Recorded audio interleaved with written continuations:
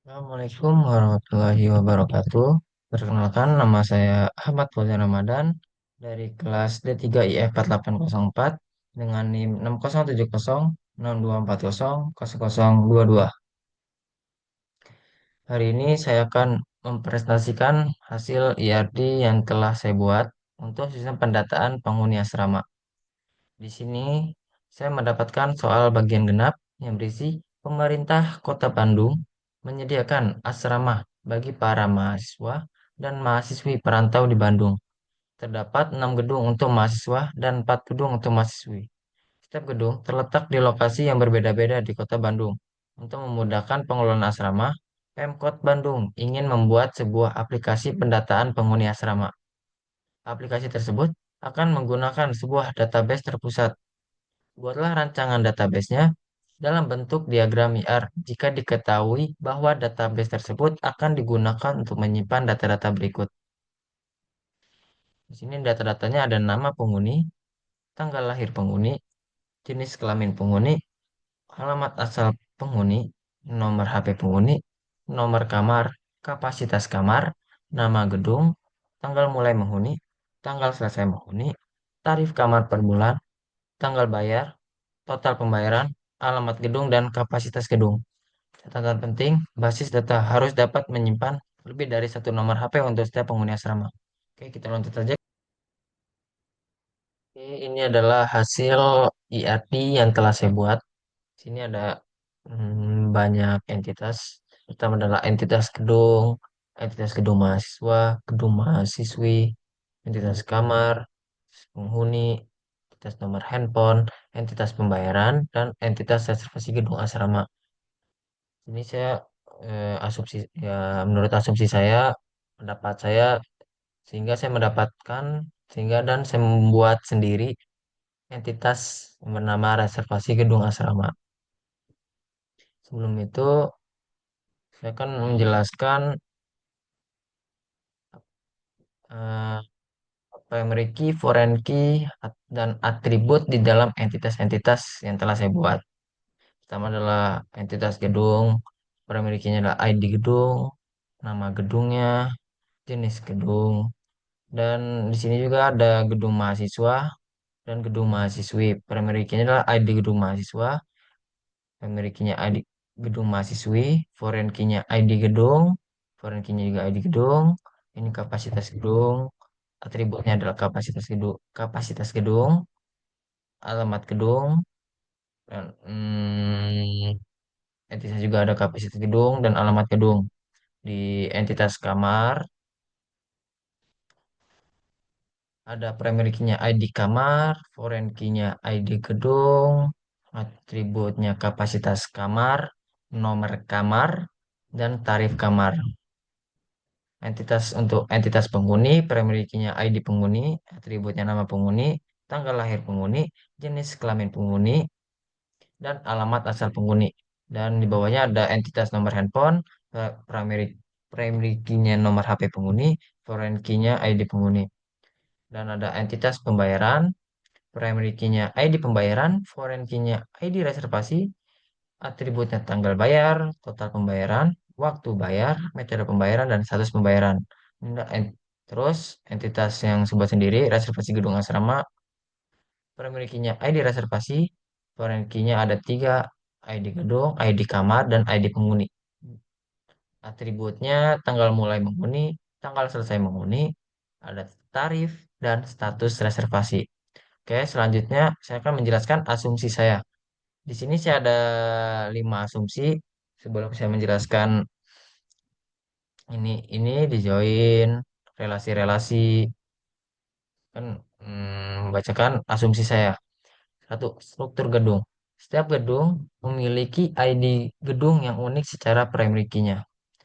Di sini ada di entitas gedung, ID gedung adalah unik, makanya saya jadikan sebagai primary key.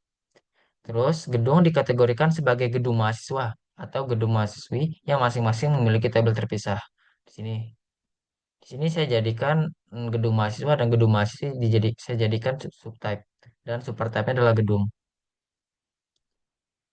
Saya kategorikan menggunakan jenis gedung. Ini kalau dia jenis gedungnya M adalah gedung mahasiswa, sedangkan jenis gedung W adalah gedung mahasiswi. Jadi adalah tidak ada gedung yang digunakan atau dipilih secara bersama oleh mahasiswa dan mahasiswi gedung hanya masuk dalam satu kategori. Tuh, nanti saya akan jelaskan ya. Oke, sekarang aja. Kan di entitas penghuni ada atribut yang bernama jenis kelamin penghuni. Dan saat penghuni melakukan penginputan jenis kelamin penghuni, maka secara langsung si gedung itu entitas gedungnya akan memproses si penghuni itu laki-laki apa perempuan. Kalau dia laki-laki, maka ke gedung mahasiswa keluarnya. Kalau dia sedangkan penghuninya berjenis kelamin perempuan, maka yang keluar adalah gedung mahasiswi. Seperti itu. Terus yang kedua adalah hubungan antar entitas. Tabel gedung mahasiswa dan gedung mahasiswa memiliki foreign key ke gedung menunjukkan bahwa gedung yang digunakan oleh mahasiswa atau mahasiswi tetap berasal dari daftar gedung ini. Ini kita ubah jadi foreign key.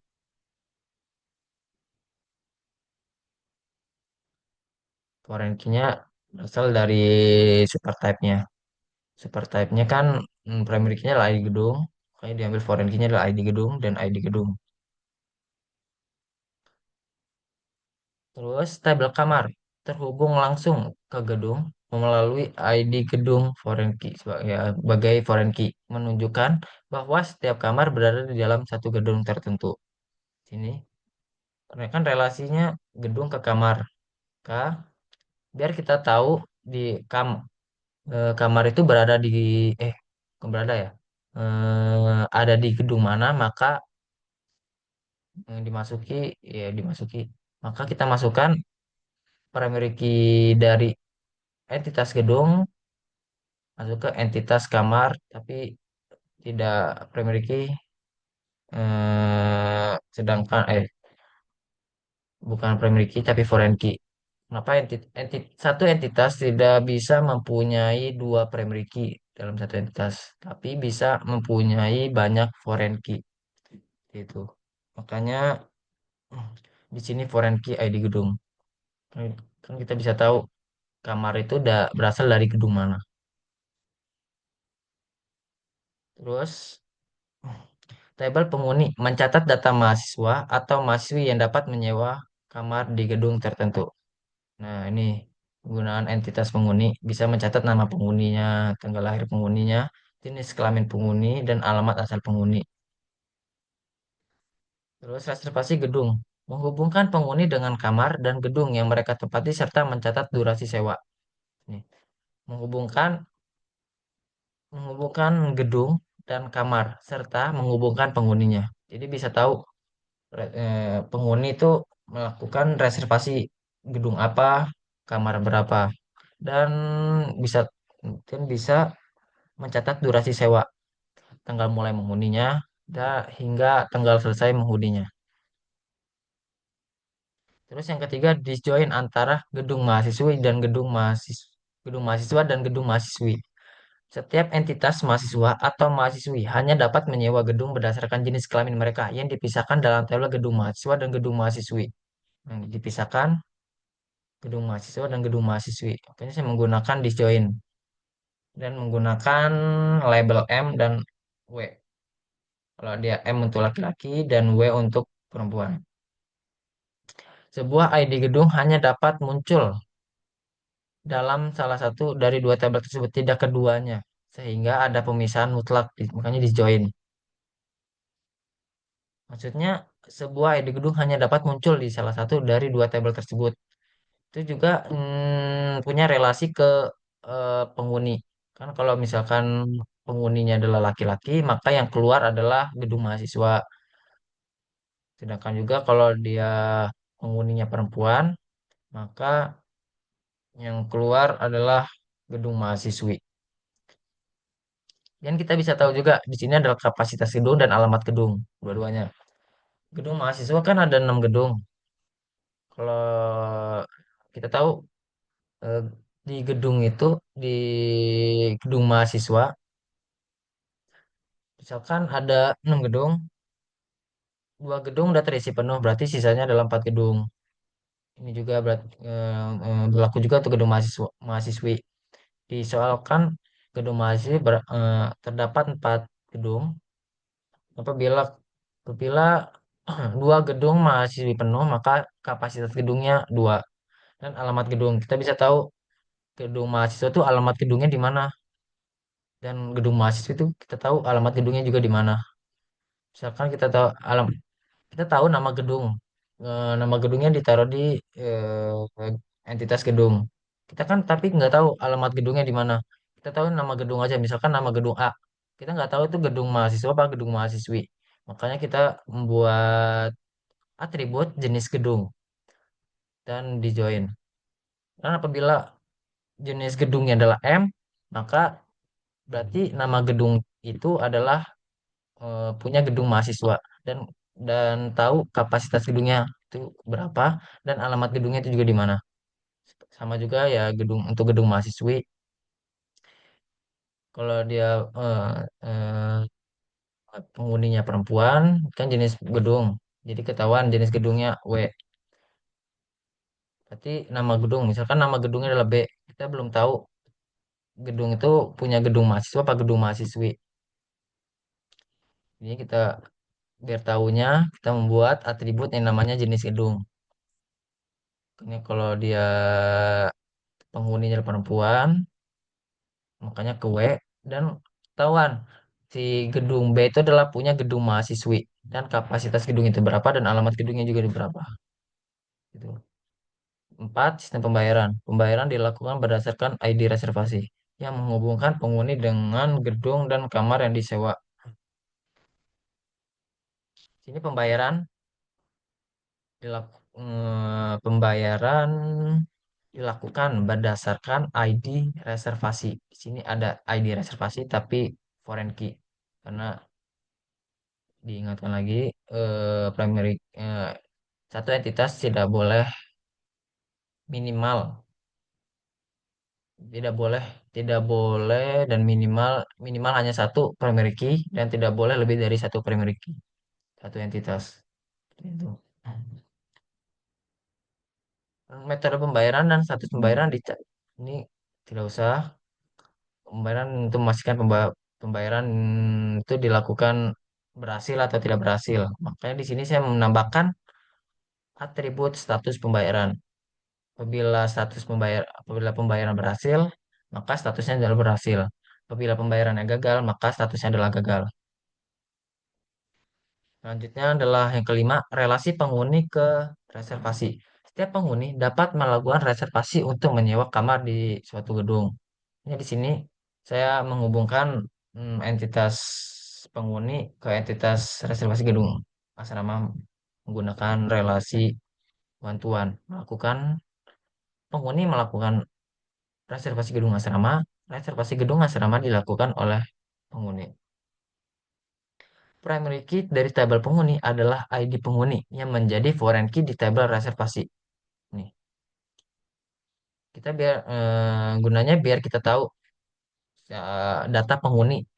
Kan di reservasi gedung asrama, kalau kita nggak menambahkan ID penghuni, kita tidak tahu yang melakukan reservasi itu namanya siapa, tanggal lahirnya siapa, tanggal lahirnya berapa, jenis kelaminnya apa, alamat asalnya di mana, nomor HP-nya juga nggak tahu. Maka makanya makanya dimasukkan ID penghuni, biar tahu eh, biar tahu identitas dari penghuninya itu yang melakukan reservasi. Terus dalam tabel reservasi, ID penghuni menghubungkan setiap reservasi dengan penghuni yang melakukan pemesanan. Jadi sudah dijelaskan, nih ada ID penghuni foreign key. Jadi biar bisa tahu identitas penghuni yang melakukan reservasi itu siapa. Oke. Selanjutnya saya akan menjelaskan relasi-relasi yang saya buat, kayak one to many, one to one, memiliki, dimiliki. Yang pertama adalah gedung ke kamar. Gedung kan memiliki banyak kamar. Saya relasinya one to many. Gimana ya? Gedung satu gedung kan bisa memiliki banyak kamar, tapi banyak kamar kan bisa dimiliki oleh satu gedung aja. Mana penjelasannya itu setiap gedung kan memiliki banyak kamar, tapi setiap kamar hanya berada di satu gedung saja. Itu asumsi saya. Makanya itu adalah one to many. Selanjutnya adalah kamar dulu penghuni ke nomor handphone. Di soal di catatan pentingnya kan satu penghuni dapat menyimpan banyak nomor handphone. Makanya saya membuat entitas baru, entitas nomor handphone biar bisa menampung nomor handphone yang banyak itu. Makanya saya ini kan satu penghuni memiliki nomor handphone, nomor handphone dimiliki nih minimal satu dan juga minimal satu. Penghuni memiliki banyak nomor handphone dimiliki oleh satu penghuni. Nah, di sini juga saya menambahkan foreign key ID penghuni biar bisa tahu kan banyak nomor handphone bisa satu penghuni itu bisa banyak nomor handphone. Jadi bisa tahu nomor handphone itu misalkan satu penghuni ada tiga nomor handphone. Kalau saya nggak masuki, kalau nggak saya kalau saya nggak memasukkan ID penghuni, saya tidak tahu nomor handphone itu punya penghuni yang mana.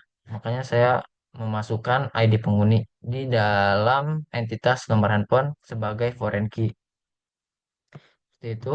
Terus hmm, relasi penghuni ke relasi penghuni ke reservasi. Satu penghuni bisa melakukan satu reservasi. Satu reservasi bisa melakukan bisa dilakukan oleh satu penghuni. Menurut saya, karena satu penghuni nggak bisa melakukan banyak reservasi ya. Kalau banyak reservasi ya penghuninya boros saja.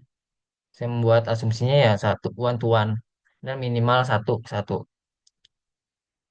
Di sini juga ya relasi melakukan dan dilakukan. Juga ada foreign key ID penghuni.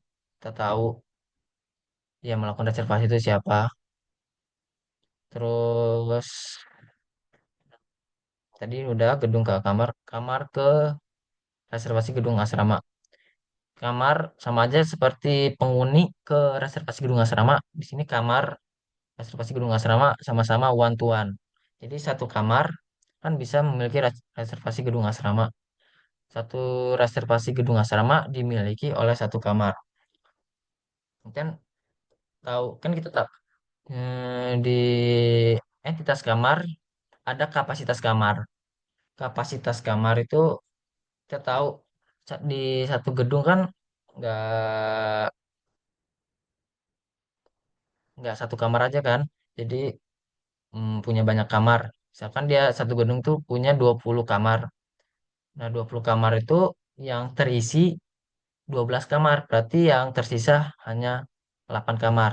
Kegunaan atribut kapasitas kamar itu. Dan nomor kamar. Nomor kamar itu juga tahu dari kapasitas kamarnya. Misalkan kapasitas kamarnya kan yang sisa 8 tadi. Dan nomor kamarnya tahu yang kosong tuh mana aja. Dan tarif kamarnya per bulan. Di sini tarif kamar per bulan. Di sini juga ada tarif. Nah, perbedaannya di sini kan tarif kamar per bulan di sini bisa bisa berubah. Kalau di sini tidak berubah tetap. Maksudnya gimana? Maksudnya eh, saat penghuni saat penghuni melakukan reservasi pada tahun 2025, masih 2025 lah, 2024 dan harganya masih 10 juta dan kegunaan atribut tarif di reservasi gedung asrama itu nggak berubah-berubah apa namanya harganya di entitas kamar tarif kamar tuh bisa berubah. Kalau misalkan ini udah tahun 2025, tahun 2025 udah naik 2 juta 500 jadi 12.500.000 kan di tarif ini nggak berubah, hanya ya tetap jadinya 10 juta doang gunanya itu. Terus ini relasi dari reservasi gedung asrama ke pembayaran adalah one to one juga. Kan kalau sudah melakukan reservasi ya melakukan pembayaran jadinya nggak zero, nggak one to one atau one to one zero gitu. Dia kan satu reservasi gedung asrama itu menghasilkan satu pembayaran doang. Satu pembayaran itu dihasilkan oleh satu reservasi gedung asrama. Di mm, entitas pembayaran juga ada kan tanggal bayar, total pembayaran. Nah, di sini total pembayarannya dikali, bukan dikali. Total pembayaran itu kan ini tarif kamar per bulan. Ini per bulan. Tarif kamar per bulan. Per bulan. Jadinya total pembayaran itu dikali dengan harga itu misalkan dia 10 juta per bulan. Jadinya dia mau nyewa selama 6 bulan berarti 10 kali 6 60. Nah, 60 juta 60 juta itu ada di total pembayaran. Waktu bayarnya kapan? Metode pembayarannya apa? Bisa pakai QRIS, bisa pakai debit, dan ada status pembayaran. Dan status pembayaran ini saya tambahin sendiri biar bisa tahu, biar kita bisa tahu itu pembayaran itu berhasil atau gagal. Oke, di sini status reservasi juga saya tambah sendiri. Kegunaan status reservasi itu kan ada penghuni melakukan reservasi terus dibatalin kan, eh, makanya itu saya menambahkan atribut status reservasi biar bisa tahu penghuni itu membatalkan atau masih menunggu pembayarannya. Apalagi sini, nah, sepertinya itu saja. Dari kamar, kapasitas kamar, dari kamar per bulan, nah, kita juga bisa tahu tanggal mulai menghuninya. Kalau misalkan kita mulai menghuninya bulan Januari 2024. Dia ingin si penghuni itu mau menyewa kamar selama 6 bulan. Jadi tanggal selesai menghuninya bulan Januari, Februari, Maret, April, Mei, Juni. Jadi tanggal selesai menghuninya adalah 6 Juni. Tarifnya juga tarif tetap. Di sini ya udah jelaskan di sini tarifnya tetap. Di sini bisa berubah-ubah. Dan perkaliannya perkaliannya per bulan itu ada di sini total pembayarannya gitu. Total pembayaran tarif ini juga tarif per bulan juga. Tarif per bulan. Ya, alamat asal penghuni, udah nama penghuni, tanggal lahir, jenis kelamin penghuni. Sini kapasitas gedung. Ya, oke. Sekian dari saya, presentasi dari saya. Saya ucapkan terima kasih. Assalamualaikum warahmatullahi wabarakatuh.